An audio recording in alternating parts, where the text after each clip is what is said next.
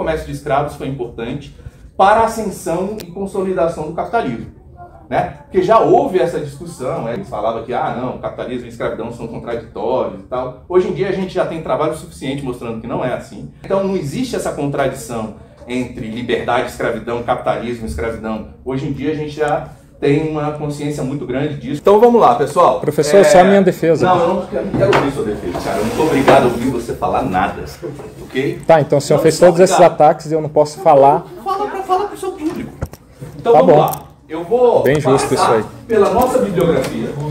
Cada uma dos nossos textos, como vocês sabem, nós temos 10 unidades básicas com 30 textos obrigatórios, viu, gente? Não é brincadeira. E aí, só para comentar uma coisa, por que eu não vou falar dos brancos que foram sequestrados no norte da África? Por que será? Não, é porque eu não tenho tempo. Você lembra que eu falei isso para vocês, desde o começo?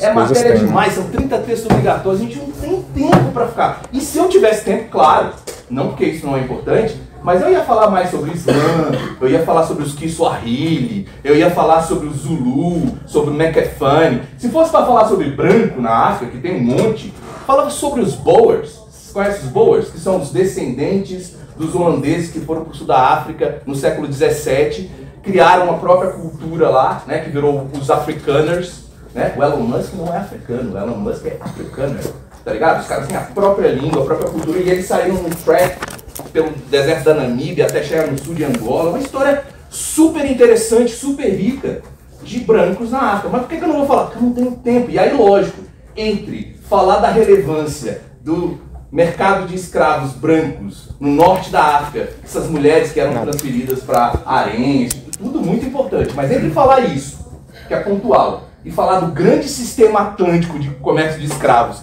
que engendrou o novo mundo, o capitalismo e a modernidade, o que vocês acham que é mais importante eu falar? Então, que fique claro, não é que eu me recuso, que eu não sei, que não existe, porque essas coisas que ele vai trazer, na verdade, tem um fundo de verdade. É sempre assim, né? Os caras com um pedacinho de verdade inventam uma mentira, um exagero desse tamanho, e aí toda vez que você questiona, o cara volta para um pontinho da verdade que existe, você tá entendendo?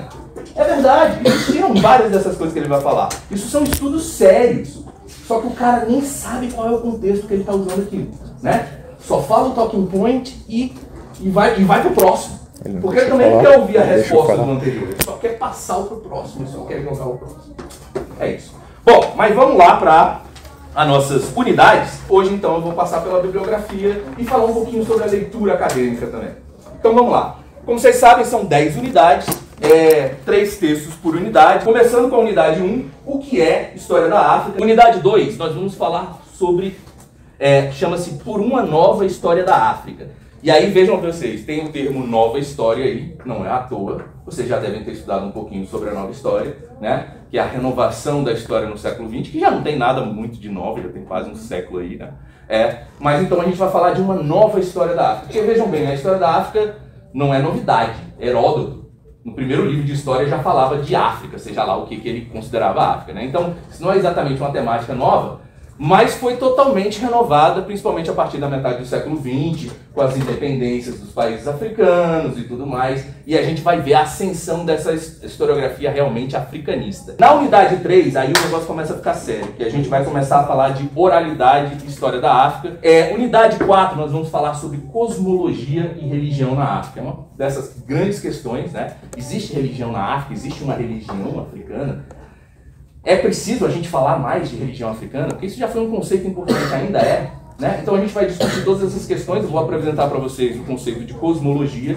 Chegamos na unidade 5 sobre parentesco e identidades africanas. E aí aqui, gente, as coisas se complicam um pouco. Por quê? Porque aí a gente vai sair da história e da filosofia e vamos entrar na antropologia. E não é qualquer antropologia não, é uma antropologia que eu já falei para vocês um pouco aqui, não sei se todo mundo estava aqui, mas é uma antropologia mais... às vezes, ela é mais antiga, né? Então ela carrega alguns conceitos, algumas abordagens que já não bate muito bem hoje em dia, né? A gente já não trabalha com esses conceitos. Mas vejam bem, não tem como escapar dessa bibliografia.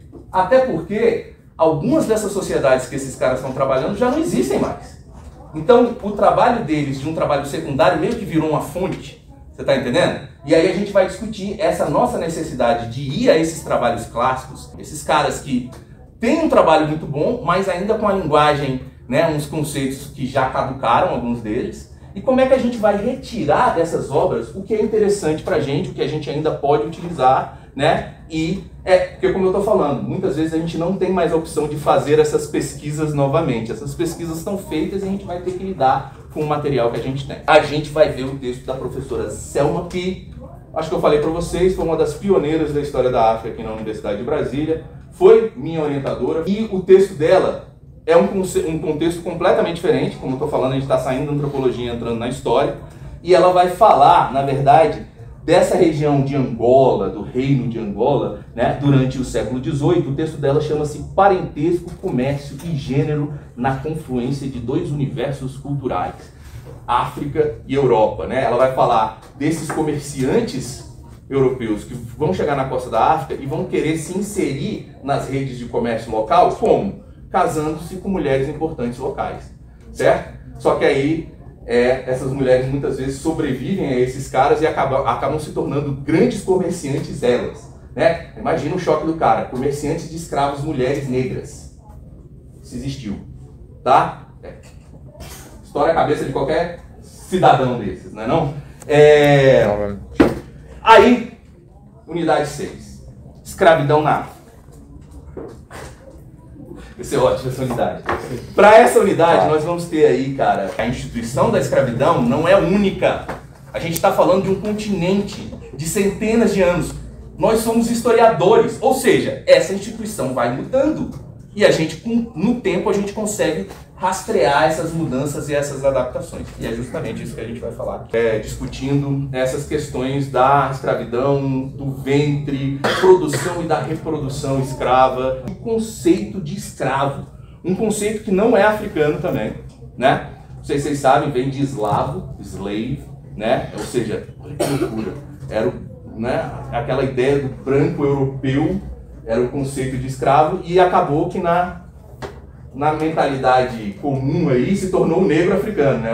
O símbolo da escravidão, o símbolo do escravo. Então a gente vai ver essa mudança de contexto e essa imposição da escravidão, do conceito da escravidão em cima de sociedades que, não é que eles não tinham escravidão não, mas é que eles tinham tantos tipos de dependência e de obrigação que não dá para chamar tudo de escravidão exatamente. Então é complexo, você está entendendo? Não dá para ficar falando só de liberdade e escravidão. Esses são conceitos muito ocidentais até, né? Que vem tanto da Grécia e de Roma, né? Mas também do iluminismo, né? E isso não cabe nas sociedades que a gente está estudando. Se a gente quiser entender elas mesmo, quiser entender a história, é melhor a gente tentar adaptar, encontrar novos conceitos. É aquele negócio que eu falei para vocês, gente. A história não está escrita. Os conceitos não estão determinados. A gente vai mudando eles, a gente vai adaptando eles. Isso é história, certo? Ok, aí passamos para a unidade 7, que na verdade é bastante complementar com a unidade 6, que é o comércio atlântico de escravos, que é a minha outra, né, especialidade. Comecei justamente com o comércio atlântico de escravos, depois passei mais para o continente africano e para a escravidão na África. E aí, questão do comércio atlântico, você vê que eu não estou falando nem tráfico, né? Estou falando do comércio. Por quê? Porque isso aqui é um momento em que o comércio atlântico de escravos é bem quisto, é bem visto. Envolve as melhores, a nata da sociedade, né? De governadores, juízes, capitães, padres, está todo mundo envolvido no comércio de escravos, cara.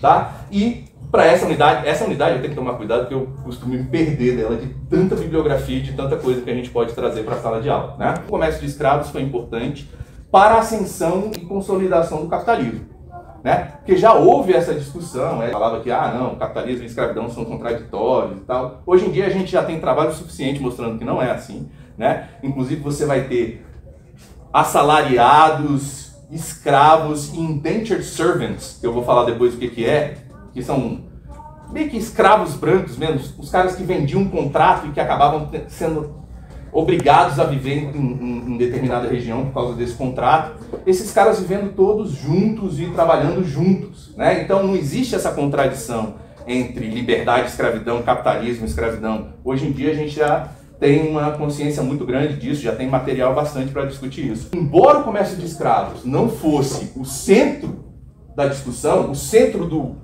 do comércio atlântico, o centro do comércio atlântico era ouro, era café, era açúcar, essas coisas. Mas é o comércio de escravos que está ali em volta que permite que todo esse sistema funcione. Mais uma vez, aquela coisa que eu estava falando, a participação direta dos portugueses na captura desses escravos, portugueses e brasileiros e luso-africanos. A gente vai discutir quais são esses conceitos, né? Mas esse pessoal ativamente fazendo expedições militares, né? Que na verdade eram grandes campanhas escravistas, os caras provocavam esses líderes africanos para se rebelarem, a estratégia dos caras, né? E aí quando os caras se rebelavam, eles falavam o quê? A gente tem que pacificar o sertão. E aí chegava lá e escravizava essa galera, né? Aí olha só, na unidade 8, a gente vai sair um pouco dessa história da África mais e vai falar um pouco de história atlântica, certo? Aqui a gente vai fazer o seguinte, a gente vai, na unidade 8, estudar as comunidades brasílicas, entre aspas aí, no Atlântico. Na verdade eu chamo eles de brasileiros mesmo, porque a gente tem que... Essa é uma das coisas que a gente tem que colocar na nossa cabeça, que nós somos... Os portugueses e os brasileiros são os maiores comerciantes de escravos da história do comércio atlântico, né? Os ingleses passaram no século XVIII. No século XVIII ninguém bate os ingleses, né? Mas, on the long run, né, na história do comércio de escravos inteiro, brasileiros e portugueses são os maiores comerciantes de escravos. E é isso. Tanto comercializando a partir da costa, quanto adentrando o sertão e capturando os próprios escravos, né? E a gente vai estudar, então, essas comunidades de brasileiros ou brasílicos na costa atlântica africana. E aí os portugueses vão inventar um novo tipo de escravidão, né? Que é o aprendiz, que é o indígena, né? Eles transformam os africanos em indígena para colocar eles sobre o estatuto do indiginato. Que aí é aquela coisa, tem que forçar os caras a trabalhar, porque eles são preguiçosos, ok? Então é a passagem de escravo a indígena. Aí na unidade 9, nós vamos falar sobre diásporas africanas no Brasil. Então veja bem, a gente estava na costa atlântica africana falando de brasileiro e agora a gente vem para o Brasil falar de africano, ok? Não estou falando de afro-brasileiros, eu estou falando da diáspora, ou seja, africanos mesmos que foram trazidos para o Brasil. E aí, para terminar, a unidade 10 sobre o ensino de história da África, aqui nós vamos ter... É isso, vamos falar um pouco da prática na sala de aula. Uma coisa que eu sempre digo, gente, não existe cultura primitiva, tá? Cultura primitiva era, sei lá, 250 mil anos lá nas cavernas, ok? Toda cultura, ela é sofisticadíssima, toda cultura humana. Se você está achando que é primitivo, é porque você não conhece o suficiente, tá? E é isso. A gente conversa na próxima aula aí e vamos ver como é que a gente leva essas coisas para frente. Galera, valeu e até mais. Tchauzinho pra câmera.